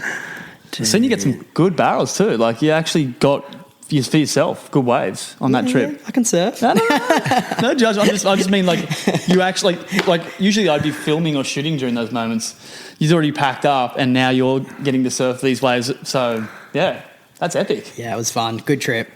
I've asked Pete this heaps, like as a surf photographer, I'm like, is it just really hard sitting there like in the water watching other people get barreled, you know? I mean, is that something as a surf filmer and photographer that you've battled with at times when the surf's pumping and you're on the beach or you're in the lineup just shooting? I think like I haven't had a session for a long time where I was like, I really want to be surfing, because in the Maldives with Mick, I was like, it's Mick Fanning, and he's like one of the best surfers in the world, so I obviously want to be filming. Yes. And then if I'm like down the coast at a unnamed bommy that everyone goes to, I don't want to surf it, so I'll just film it. Okay. But if it's like pumping for surfing, I'm surfing. Gotcha. Sick. For like, if it's like kind of, I'm not that much of a psycho, but like 4 foot and barreling, you'd be pretty hard pressed to find me behind a camera, unless it's for a job or for a reason. But I definitely love filming good waves, but I just love surfing so much as well. And I definitely surf more than I film. Hey, what kind of boards was Mick Fanning riding over there? Was he getting on 20s and stuff? Yeah, so the project is called Electric Acid, and he basically they link up 2 shapers from totally different walks of life, and they get them to shape one board together. So it was like a twin fin specialist with like a mid-length like guru, and they just hybrid these boards. So 12 shapers, 6 boards, and they just made him like asymmetrical, twin fin, mid-length, the weirdest, wackiest boards you can imagine. And he just basically had to ride them for 2 weeks and just see what he thought was the best board and the best collaboration. Ah, interesting. Because I often think that about people like Mick Fanning, who was on the tour for so many years riding performance boards. You know, now in his, post-career life, is he wanting to experiment more and things like that with different craft? Interesting. Plus the Maldives does love a 20, because it just, I don't know why, like it doesn't have the same power as Indo, although, because I've been there 3 times. I went on a boat trip in the outer atolls, and we surfed a heavy slab there, and I copped some of the biggest poundings of my life. And I'd have no clue where it is, because I remember the boat captain was so secretive about location, took all our phones off us so no one could like geo identify the location and things like that. I got photos, but the Maldives is really surprising, hey? Yeah, it was fun. It blew my mind. Yeah, I think I had my best surf trip ever there. Yeah. Just because, like, I think we said that we'll talk about this in the surf this morning, like, just like kind of surfing with less anxiety. When you're in Indo, there's that power, even when it's not huge, like there's still this Indo power, and there's always a little bit of anxiety there. So, I don't know. Interesting. Yeah. How you feeling, man? Good. Tired? Yeah. No, we're good. Yeah. Had a sick morning. Boys took me to a secret rip bowl, and had a coffee on the way down. Had an acai bowl, which was mental, and that acai bowl was maybe one of the best I've ever had. Yeah, it was good. Shout out to Lick My Bowls. That's what it's called, hey? Lick My Bowls. Yeah, that's what it was called. How's that name? They deserve a plug. And they were so nice. They were so nice. And mental bowl. Could you ever see yourself doing something like that? Little side business, like van? I kind of always think, I was like, maybe I could do a side hustle. And I'm just like, no. Sometimes I'm like, what was I thinking? Like sometimes I feel like my life is just chaos. And then other times I'm not doing anything for like a week or 2. And I'm like, I could fully have a side hustle. But I feel like this year in particular was really kind of, I want to say challenging, but I was still in the Maldives and doing surf trips. So for some people, it probably doesn't sound challenging. But making this film it took like everything, making the Russia project, like the post-production involved. It basically took like the whole year. We're still making it as we stand, and we're meant to be releasing it in a few weeks. And it's basically... where's it releasing, like across the country? Yeah, so we're touring it all over the country. All the major cities? Yep, all the major cities. We'll give it a plug. Where do people get tickets and stuff? Yeah, so we're doing... it's just cornersoftheearth.com.au or the Corners of the Earth on Instagram, and you'll find all the stops. It's like, Sydney, Central Coast, Newcastle, Gold Coast, Byron Bay, West Oz, Tassie, Victoria. Wollongong in March. So Wollongong, I was being sarcastic. Nah, Wollongong's coming in hot, yeah. Is it? Yeah. Yes. And then, this year making the film was basically like, I'd pretty much relate it to having basically a full-time job. So much time and effort and energy has to go into every little intricacies of making a feature film. It's a 90-minute film, so wow, it took all year, and then balancing that with a pretty busy year of freelance work, like not psycho, but mixing them together just felt like I was chasing my tail all year. Like I didn't have many days free, and definitely had to kind of throw a lot of things out the window that I would have liked to be doing, like missed a lot of surfing time, kind of didn't focus on my health as much as I should have. But yeah, I'm hoping this year's the bit of a turn of a page, and I'm back on the program this month, so we'll see. Hey, what this I've got to know, like, what was the final budget of that movie? Come on, tell us. You must have a number. I don't actually know. I don't know if my producer Luke will kill me. Is it in? It's in the hundreds of thousands. Yeah, I think it's more than $100,000. Something close to 200. That's huge. I mean, for a surf movie, that's big. It's big, yeah. A lot of money, but I hope all the sponsors are happy with what we made for them. So far, everyone's stoked. So I'm hoping the general public and the surf community and. Well, how do you make money out of it? I'm just curious. Like, I don't make money out of it. You don't get. No, I get somewhere 2 years down the track. I get a little like a royalty, little royalty thing. But it's a weird process that, like, if it does pretty well, you kind of like break even, and if it like does really well, it's like really good. But it's more just about, this is my project, it's in my name, it's all about, I did this for the passion. Like, so I was saying to Guy the other day, I was like, dude, if we make any money off this, it'll be like the sickest project ever, because like we didn't do it for money, we never did it for, we're never going to get rich off doing a project like this. It's for like your portfolio, basically. Yeah. Isn't it? Like, look at what I can achieve and do. It does. I've noticed the trend with the last film. Like, you do a project like this, it does translate into like business growth and obviously personal growth. But like, I got a lot of new clients kind of approaching me after I brought out our last film. So it's just like street cred, I guess, in a weird way. And do you feel like you're leaving a legacy? Like it's a legacy project? Yeah, I guess like if I had any legacy in my life, it's probably these two films that I've done now. It's probably what I've worked the hardest on and put my heart and soul into. And yeah, hopefully someone can watch it for years and years, and maybe even like my grandkids will watch it and be like, fuck, he used to be cool.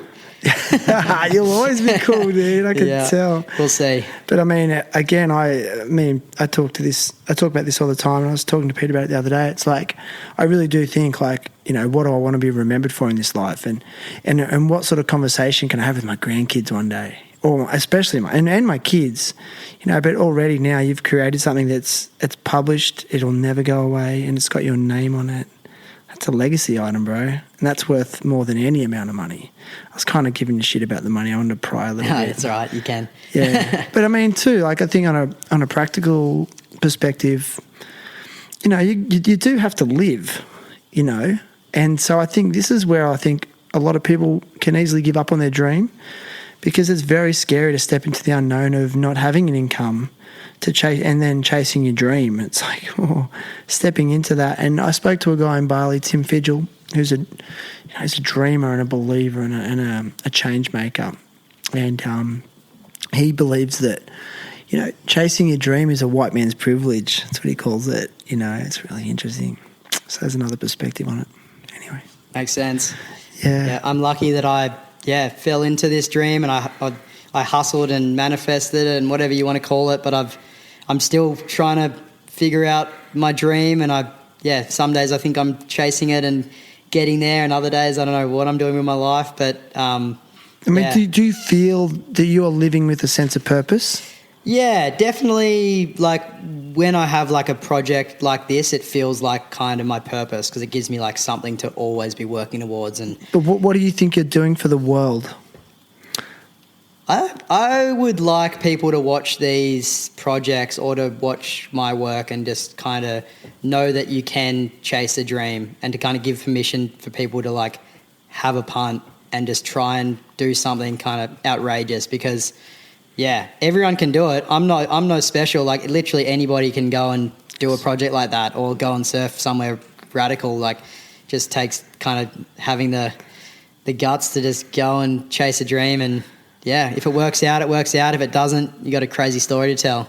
Dude, I think you're more spiritual than you think you are. I'm spiritual. You are. I can tell. A little bit. But you're not like a woo-woo wanker about it. I can tell. He's from Avalon. When you walk into Avalon, when you drive to Avalon and you pull up at the southern headland and you stand there, you feel something. But you live there, right? So I'm being serious. I agree. I feel something when I'm there. Dude, I agree. And because you said it in the surf today, and past guest Jake McKenzie was on, he's a big wave sort of surfer guy from Uluwatu, Bali, but he was talking about around the world there's these energy centres, and there's a few of them. There's not a lot, but he identifies like New York, like even Canggu, Byron Bay. He mentioned some place in Arizona, Sedona, Arizona, and maybe Avalon is that creative hub, that energy centre, you know, that just seems to draw, I think, progressive thinkers in, and those people are very easily judged. They're so easy to judge. Like, oh, look at this woo-woo fucking spiritual healer wanker, but like those people are so necessary. Whether they've gone too extreme and it's they're off the mark, like this is what's going to progress humanity, is people that do want to push the boundaries, such as yourself, and be brave enough to try and approach life differently, you know. So maybe Avalon's there. Maybe I might go hang out in Avalon more. Yeah. But again, sorry to talk so much. I don't like to talk too much on here. Sorry, Pete. You're about to say something. No. But I feel it, like, as much as Canggu in Bali cops so much shit, and there's all these influences and all this bullshit that goes on there. There is a reason why those kind of people are being attracted to that area. Like, it just feels like an energy centre, and you might have felt it in Ubud as well. I don't know. And when I'm in those places, my creativity is through the roof, and I don't even know why. You know, even when I was working full time, I still had this creativity I've never felt before. So it wasn't just because I was on holidays. So anyway, when it comes to like our era, like the age that we're at. So like I'm 33 or 28, same sort of like yourself, Guy, Lockie Rombouts, Billy Bain, like Nick Laidlaw, like all these people in the same sort of age group, and you like, and what's his Bo Cram, all these like positive people. Yeah, I mean, the list kind of goes on. Like, I honestly think there's something about Avalon. Have come out. I hope I haven't blown it out for you. Hey, no, it's just anyone's welcome. It's not a secret. It's not a secret spot. Let's face it. I love going there. Eh? But you're right. Like those names you mentioned, yeah, they've all come out of that zone, right? Mm-hmm. It is a really nice, and I feel like I noticed this. I've always noticed that. The other day we were surfing, middle of summer. Everybody from all around Sydney comes to Avalon in summer because they get a few days to just like go to the beach, and probably all from the western suburbs and all around, and it's shockers. And I was surfing, and I wasn't thinking like, fuck, it's so busy, because a lot of people like, get out your blowings. I was like, how cool is it that we live where everybody wants to come on holidays and wants to be in their time off. And so I was like, well, I'm literally in the water there every day, and some days there's no one on the beach, but then when it's sunny and it's holidays, everybody gravitates to the beach where we live, and it's awesome. Yeah, that's a good perspective. Yeah, that mentality of like... Good mentality, eh? Yeah, like, you know, that mentality of like, all the blow-ins and stuff. You know, like most people weren't lucky enough to win the lottery of being able to live near the coast. You know, it's such a privilege, you know. And one thing I hate about it is, this is the only negative I can say, is the rubbish that you see in summer, because you know that people that live on the beach don't do that. Yeah, so that's like, true. It's like, yeah, come and enjoy where we live, but take your rubbish. Yeah, send that message. You're right. It's true. That's it. Yeah, man. Well, listen, bro, it's been epic. And I ask all guests to come to the podcast with a cause they want to support or advocate for. So what do you got for us today? What do I got? I'm going to do two. Am I allowed to do two? Dude, you can do whatever you want. So one's called 180. It's like a kind of local charity up in Avalon, Northern Beaches. It's kind of mental health awareness. It was kind of founded after two mates from school lost their lives. And, means a lot to us, and always happy to support this this cause, and they're doing great things for our local community. And then just one on a bit more of kind of a environmental one, Take 3 for the Sea, simplest thing you can do. Such legends that started it. Just when you get out of the surf, pick up 3 bits of rubbish. There's always 3 bits of rubbish you can find. Just look after the ocean, because, bit of good karma, clean up the beach, and, massive advocate for it. It's a pyramid scheme, that one. Just if everyone just takes 3, that's so much. I had the dude that started that on here. Tim. Yeah, Tim. Oh, he's a good mate. Silverwood. Yeah, he lives in Avalon now. Tim Silverwood. Of course, he lives in Avalon. Yeah. No. He's from Avalon, but actually, I think he moved to the Central Coast. Yeah, he's up. I think he's up. Avoca maybe now. Yeah. Yeah. Good guy. Yeah. Again, like I just love people that just come up with these practical approaches. It's just beautiful. Yeah, man. I love that. You know, it's funny you advocated for like a mental health, awareness sort of, charity. I was listening to a podcast. Have you heard of Theo Von? No. He's a comedian. He's got a podcast called This Past Weekend, and he was on, and he's funny, dude. If you go and look up Theo Von, he's just originally a stand-up comedian. He's so funny. He's been on Rogan. Yeah, he's been on Rogan a few times. Yeah. So you've heard of him, hey Pete? Yeah.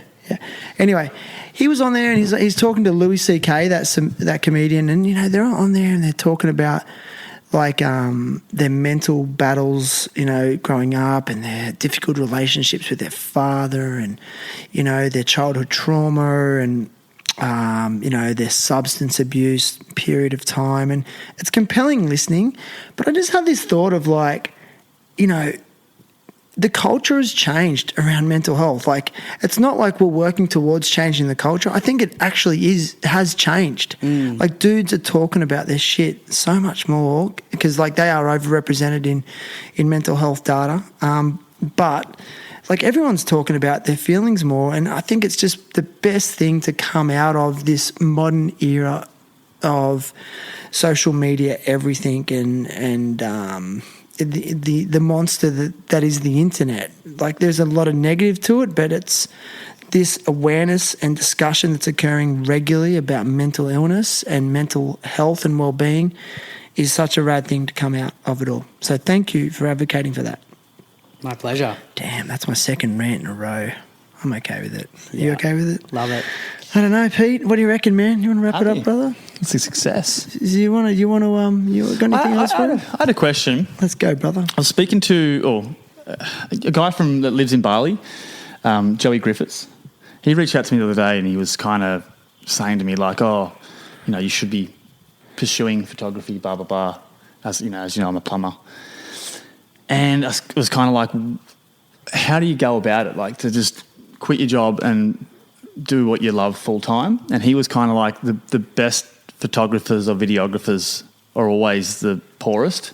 Like, in the industry, it's more about how good you are at marketing yourself or working on the internet, like emailing and stuff. I want to know from you, because you're successful, and if anyone young out there is listening and wants to be in the industry, what do you think you should do to pursue it to start off with? I think I kind of asked you a similar question. Well, I got lucky because I pretty much had the hard kick out the door from my other employment, my other job. Yeah, but do you believe it's like, if it's like, is it more about your work, or is it more about the way you emailing? I think it's definitely it's definitely about your relationships, and like if you're a good dude, and like that is, I don't know, I feel like that is so much more powerful than you could be the most talented photographer ever or the talented filmer ever, and no one's going to want to hang out with you if you're not a good dude. So it's definitely little bits of everything. I definitely lack in some elements. Like, I don't know, the last thing I want to do is sit on my computer and do emails or hustle people. I'm not really much of like I just can't like tell people to hire me, or like I've always just been lucky enough that people approach me to kind of do this. The only time that I do approach other people is with a project like Russia, when I'm trying to raise funding for serious money. But I've got lucky, and I've got enough clients that I don't really have to push super hard for that. But yeah, it's a hard one. I think in this day and age, you need to do a bit of everything. You got to be your own social media marketer. You've got to take the photos. You got to do all your accounting and it's so many different things that you have to kind of just dabble in. And I wish I had the one-stop simple answer to how to be successful, but I don't even think I'm just chasing something as well. I don't think I've reached success yet. So when I find it, Pete, I'll email me. I'll get to you. So true. It's so good, man. Yeah, no, it's good. You're hustling, bro. You're hustling. How psyched are you for the first show? Like the first showing is at the Orpheum in Sydney, isn't it? Yeah, yep. So we got That's two a sick venue. 700 seats, mental cinema. Sold out? Sold out first night, second night's on the brink. So yeah, close to 1,500 people in the first 2 nights is going to be so sick seeing people watch it. You can do a Q&A there? Q&A, yeah, we've got a bunch of giveaways and like we're making a bit of a night of it. It's an after party across the road. Where at? At Minsky's, which is like a pub across the road. They've just given us the top floor, recently renoed. It looks pretty sick. The whole plan was like just find somewhere that people can like stumble out of the cinema into the bar. Yeah. Maybe stay there all night and stumble back in for night 2. Man, I wish I hear that. I'm like, God, I wish I had party day. Yeah. And then, we just, 2 nights and then taking it on the road all up the East Coast and then, West Oz, Tassie, Vico, going to London in March, I'm just been told. And then, we're doing like an encore tour, a bunch of pubs and breweries. So Gonna try and get it on Netflix one day? That's kind of like the end goal. That's what happens. That's right? what happens. It tours in cinemas, tours in pubs, breweries, everything, and then it's like iTunes and Apple TV and all that, and then like the big win at the end of all of it, which is essentially like how you do make any money, if anything. It's like Stan, Netflix, DirecTV. You sell it to them. Do they buy it off you? They just do like a lump sum like on the length. So 90 minutes is a pretty long film. So it's if it does get a sale, it'll be a good payday. But it's like there's so many films all over the world trying to get in with them and get it on there. So if it happens, it happens. And not holding my breath, but that'll be the little cherry on top at the end of all of it, saying that it's not about money, but if you get a payday at the end of all of the stress, Dude, it's so hard. Yeah. And there's so much competition, right? But it's such a good story. Like, it's a story. It's an epic one. It's quality work, but, like, a lot of people that aren't in the industry don't go, oh, look at the quality of that. Like, some people will, but they want to see a story. And, like, from what we've heard today, I think we're in for a story. Yeah, fingers crossed. We'll see. Yeah. Thanks, man, for sharing that story in depth. Let's go. Let's go for another surf, boys. Anything on? Do it. Love Who wants it. to lick my bowls? Let's go get another acai bowl. Thanks, fellas.